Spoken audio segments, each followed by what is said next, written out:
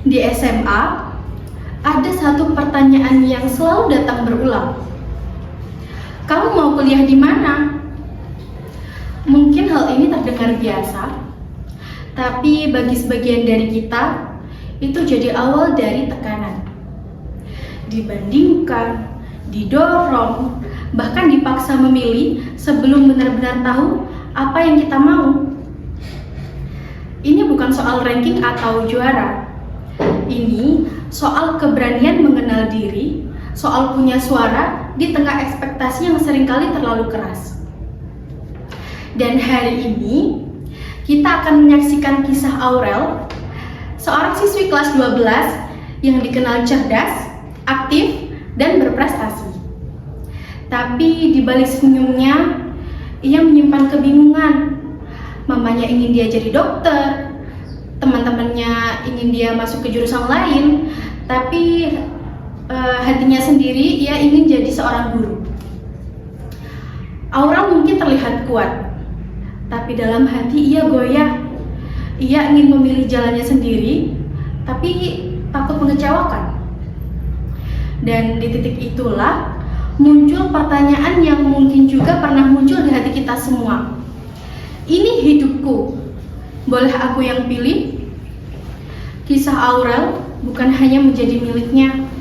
Ini adalah cermin bagi kita semua yang sedang belajar untuk memilih bukan karena disuruh, tapi karena berani mendengarkan dan mempercayai diri sendiri. BTW, aku udah fix banget nih mau masuk ke desain komunikasi visual. Soalnya kan aku suka gambar dan aku kan orangnya juga kreatif. Ih, keren banget sih kamu nih. Aku sih masih bingung ya, mau psikologi apa ilmu komunikasi. Pilihan yang sulit juga ya Mita ini. Kalau aku fix teknik sih. Soalnya udah dapat info jurusan dan kampusnya juga yang bagus. Teknik bro. Keren banget. Keren. Kamu kan rencananya mau masuk jurusan apa? Aku masih bingung sih.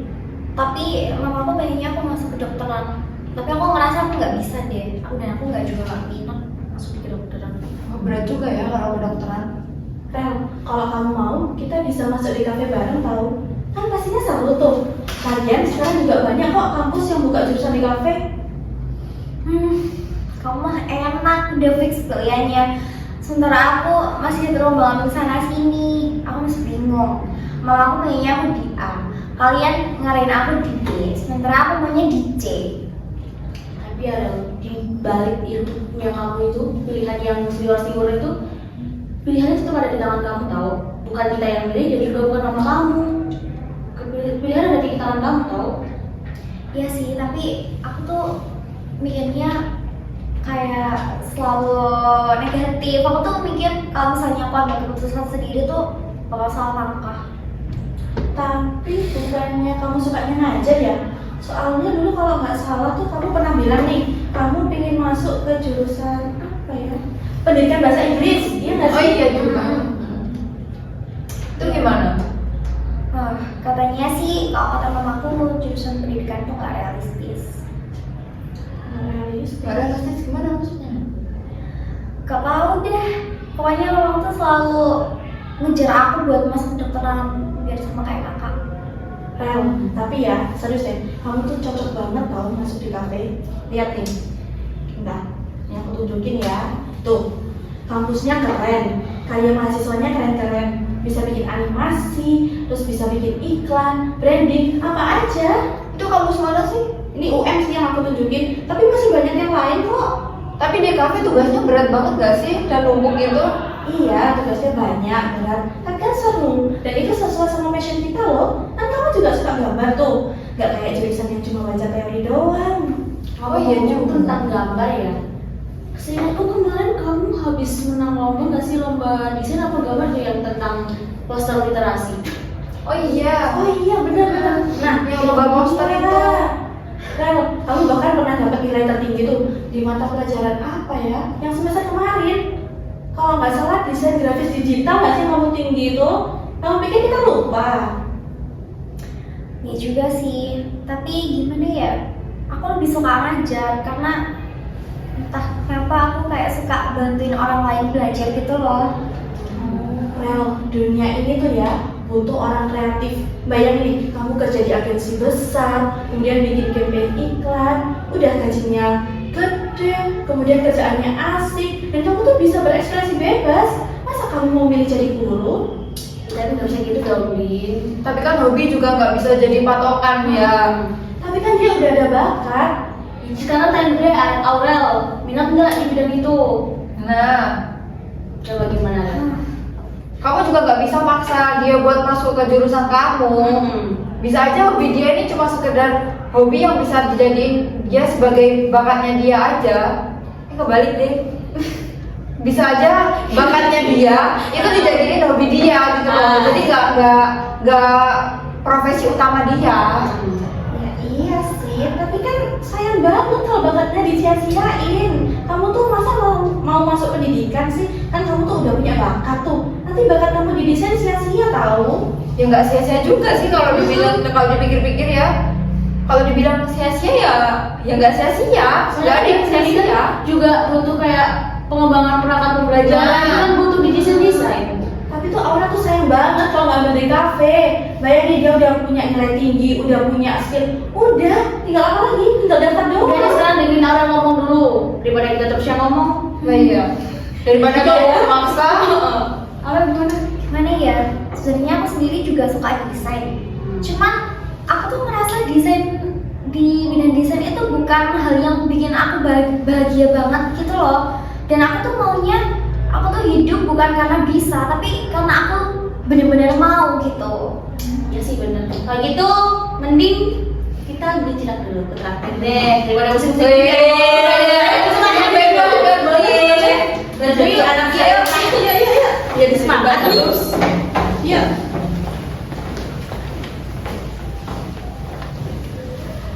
Malam hari di rumah Aurel, Aurel duduk berhadapan dengan mamanya. Bukan sebagai anak penurut, tapi sebagai remaja yang ingin didengar.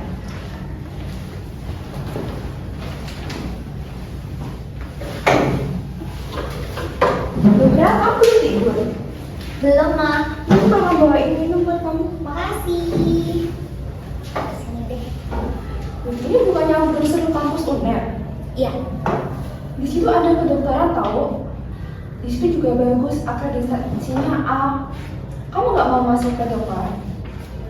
Ma, aku nggak minat masuk ke kedokteran. Tapi Rel, kamu dari kecil, dari SD, udah ranking terus, kamu juga pintar. Masa harus kamu sia-siain cuma karena kamu nggak minat? Hidup itu bukan karena selera kamu doang, tapi juga karena kebutuhan. Jadi aku harus kuliah sesuai kebutuhannya mama gitu. Rel, kamu jangan mulai gitu deh. Mama ini ngomong demi kebaikanmu. Tapi kenapa semua kebaikan itu rasanya cuma berfokus sama keinginannya mama aja? Kamu tuh masih muda, Rel. Kamu nggak tahu gimana kerasnya hidup. Kamu mau jadi guru bahasa Inggris? Gajinya kecil, hidupnya nggak jelas, nasibnya juga belum jelas. Kamu mau? Tapi kalau aku nggak ngikutin kata hatiku, aku bakal kehilangan arah. Tapi kamu bisa hilang arah kalau kamu milih jurusan yang nggak realistis. Selama ini yang nggak realistis itu ekspektasi mama ke aku. Mama tuh selalu nuntut aku untuk jadi versi ulangnya kakak. Jadi selama ini kakak itu cuma jadi kebanggaannya mama karena dia bisa masuk kedokteran.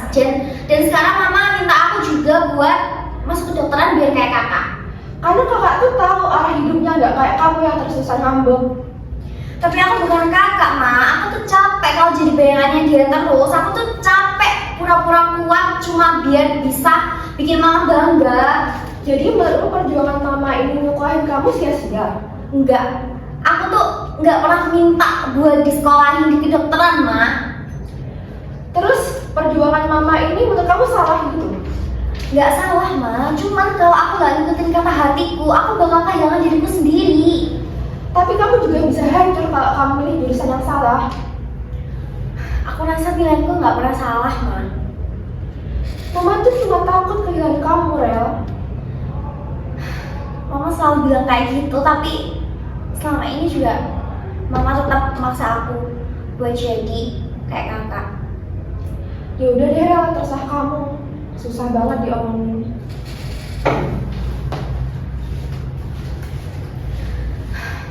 Aku tuh bukan boneka. Aku tuh bukan boneka yang terus-terusan digerakin sama orang lain. Aku tuh pengen hidup dengan keinginan dan pola pikirku sendiri. Kenapa sih semua orang harus terus-terusan nuntut aku kayak gini? Meskipun justru isi dunia ini nggak mau dengerin aku bakal tetap bersuara.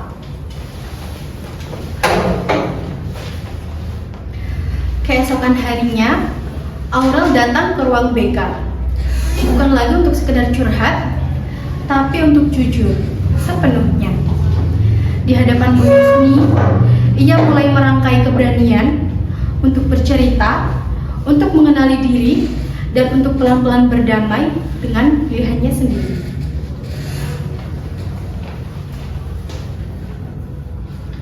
Assalamualaikum Bu. Waalaikumsalam, Aurel ya. Silakan masuk. Silakan duduk, Aurel. Saya duduk di sini ya Bu. Oh iya, boleh. Silakan. Terima kasih Bu. Maaf Bu. Nggak apa-apa, nggak ganggu kok. Kamu sendirian aja? Iya. Oke, sendirian ya. Oh iya, kamu kelihatan capek banget. Ada yang mau kamu ceritakan? Ada Bu. Kayak saya tuh merasa bingung. Semua orang tuh seolah-olah kayak nuntut saya buat kesini kesitu gitu terkait jurusan. Baik, boleh Ibu tanya, siapa nih yang bikin Aurel jadi bingung? Yang paling bikin bingung sejauh ini sih Mama Bu. Karena Mama itu pengennya saya masuk di kedokteran, sementara saya sendiri tuh sama sekali nggak minat gitu di kedokteran. Oke, berarti Mama Aurel minatnya Aurel itu masuk ke kedokteran, tapi Aurel nggak suka di situ. Tapi Aurel takut mengecewakan Mama ya? Iya, Mama saya itu taunya saya tuh anak yang pintar, yang selalu dapat ranking. Tapi Mama tuh nggak tahu selama ini saya banyak nyimpan hal-hal di luar itu Bu. Dan kayak gitu tuh saya juga bingung. Gak apa-apa Rel, gak usah bingung. Justru dengan kamu mengakui kebingunganmu itu adalah keberanianmu. Kamu sudah yakin dengan apa yang kamu pilih. Saya tuh pengennya di pendidikan. Saya tuh pengen ambil di pendidikan, tapi entah kenapa mama saya itu bilangnya kalau dunia pendidikannya tuh gak realistis. Gak apa-apa Rel, kamu itu punya hidup sendiri. Kamu juga manusia kok. Kamu itu punya pilihanmu sendiri. Urusan realistis atau enggak, realistis itu bukan berarti kamu menyesuaikan diri dengan ketakutan orang lain, tapi kamu menyesuaikan diri dengan hati dan kemampuan atas pilihan hidupmu sendiri. Tapi saya tuh ngerasa kayak kecil banget gitu loh Bu, kalau dibandingin sama kakak saya yang sekarang udah jadi dokter, sementara saya masih bingung sama pilihan saya yang kayak gini-gini aja. Kamu nggak kecil kok Rel, kamu kan juga manusia biasa. Kamu juga punya tempat salah, kamu juga bingung, dan itu wajar aja kok. Mungkin saya bakal tetap ambil pendidikan. Meskipun saya juga masih bingung, tapi seenggaknya saya punya langkah awal lah untuk mencapai impian saya. Nah, itu bagus sekali. Ibu bangga sama kamu Rel. Kamu bukan anak yang gagal kok. Kamu adalah anak yang sedang bertumbuh. Mulai sekarang kamu bukan bayangan dari siapa-siapa. Kamu adalah Aurel yang berusaha dan berjuang untuk menjadi versi terbaik dari diri kamu sendiri. Terima kasih ya Bu Yusni, karena sejauh ini saya benar-benar merasa didengar dan diperhatiin. Iya, sama-sama Aurel. Kalau gitu saya boleh izin pamit dulu nggak Bu? Mau istirahat. Oh iya, boleh. Tapi sebelum itu, Ibu titip pesan ya. Buat ibu kamu, besok kalau bisa luangkan waktu untuk menemui Ibu di ruang BK. Oh Ibu. Kira-kira jam berapa ya Bu? Kira-kira besok siang gitu ya. Oh, oke, saya sampai ini kalau gitu. Saya mau pamit dulu ya Bu. Iya, Aurel, sukses terus ya. Terima kasih. Siang hari di ruang kelas, Aurel duduk bersama Dinda, Mita, dan Naki. Mereka sedang istirahat. Suasana santai, tapi dalam. Wajah Aurel tampak lebih tenang daripada sebelumnya.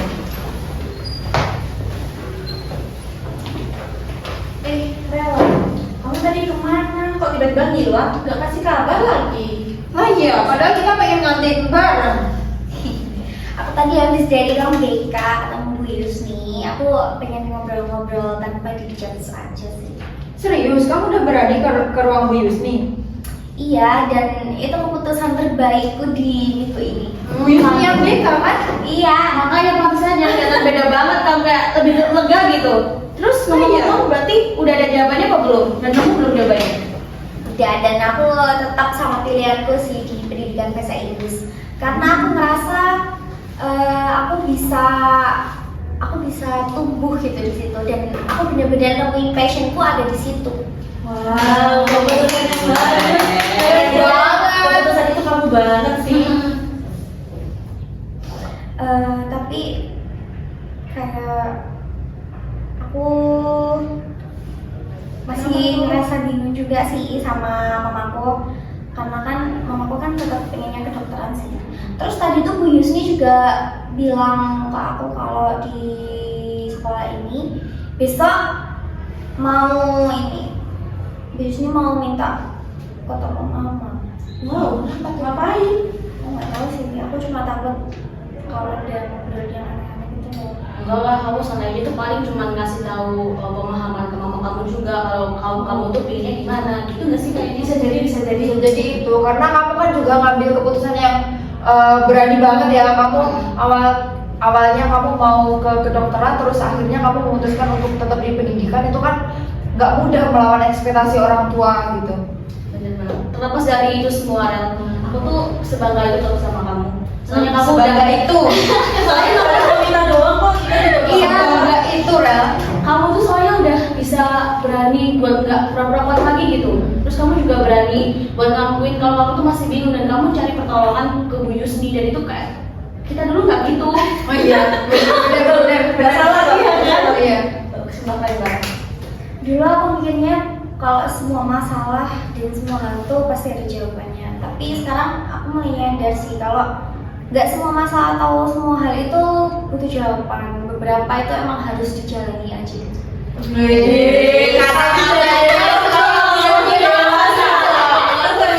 Bedanya kan banget kayaknya. Iya. Mesti dewa. Dulu beda banget gitu.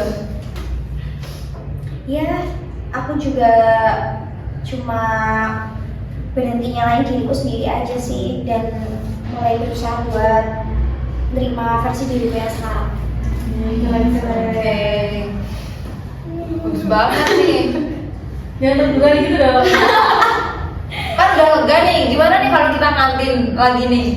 Boleh sih. Kan tadi kita belum ngantin sama Aurel kan? Tapi ini ada pokoknya kita itu dalam satu frekuensi. Tebak, Ya. tebak frekuensi apa? Frekuensi apa? Ini langsung ke MIPA kan? Jangan-jangan fisika aja. Jadi kita di dalam satu frekuensi, yaitu frekuensi orang-orang yang memilih dengan sadar. Bener.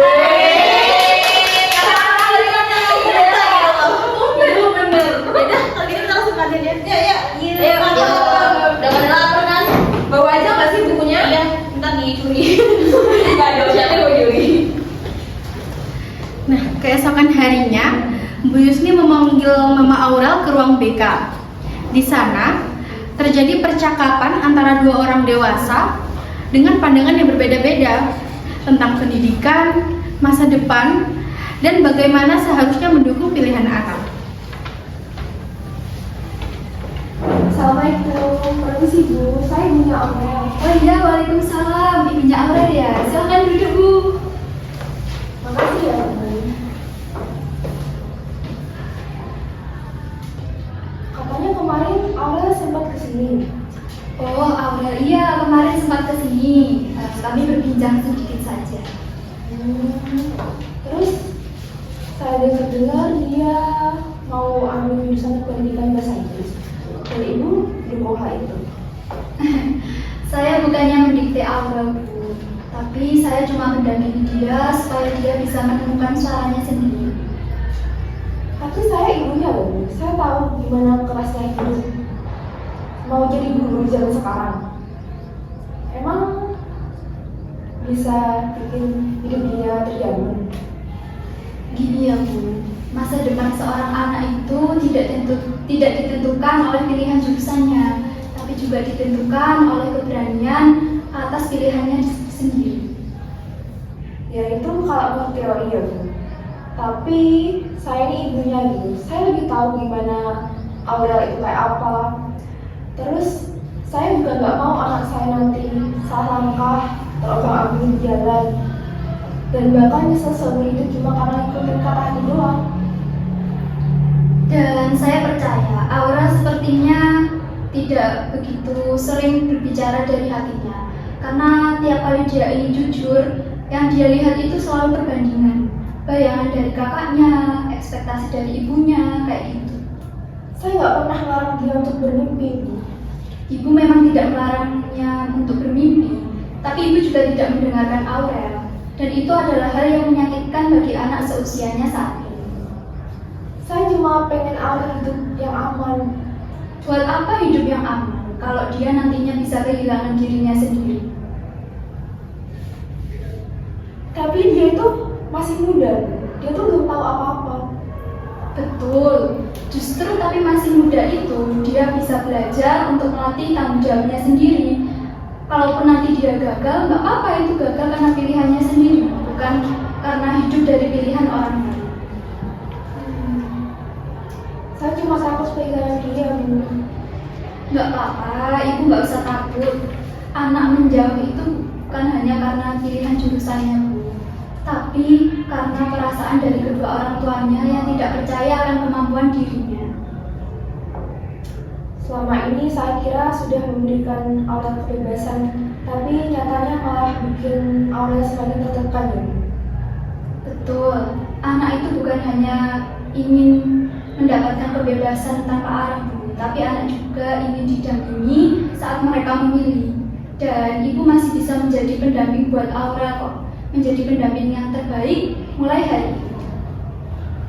Oh, jadi gitu ya, Bu. Udah, saya pikir-pikir lagi ya, Bu. Makasih ya, Bu, sarannya. Kalau gitu, saya boleh pamit dulu. Iya, boleh Bu, mari saya antar keluar.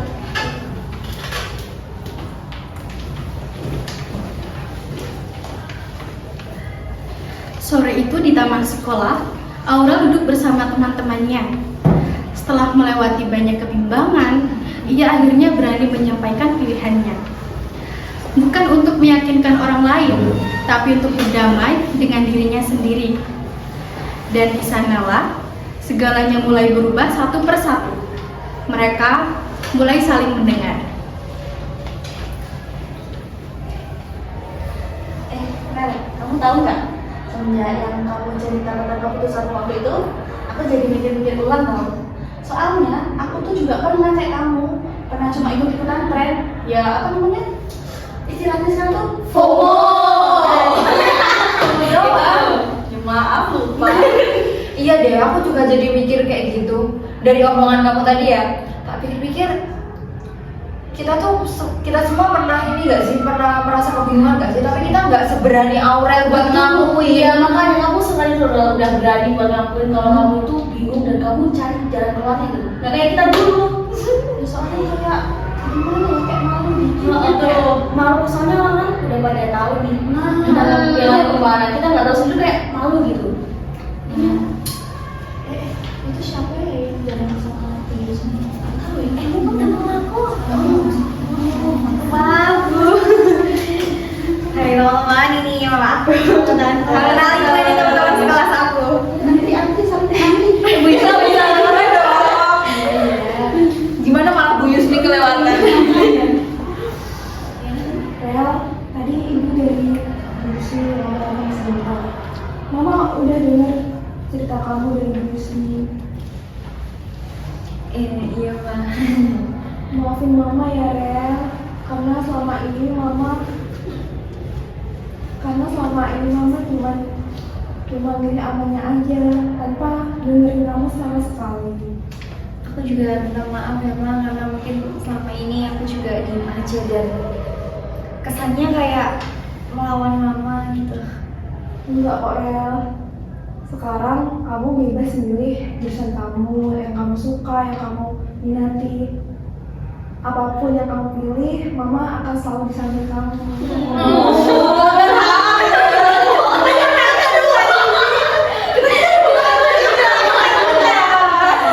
Terima kasih banyak ya, Ma. Aku nggak butuh restu yang mewah-mewah, tapi aku cuma butuh Mama di samping aku aja, itu udah lebih dari cukup.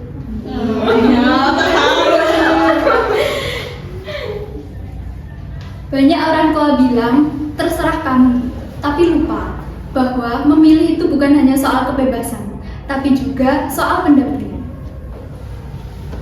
Hari ini aku memilih, bukan karena aku ikut-ikutan ataupun karena disuruh, tapi karena aku sudah mengenal diriku sendiri. Mungkin akan berat, tapi aku yakin langkah awal yang aku ambil ini adalah pilihan yang selama ini kutunggu-tunggu dan aku cari.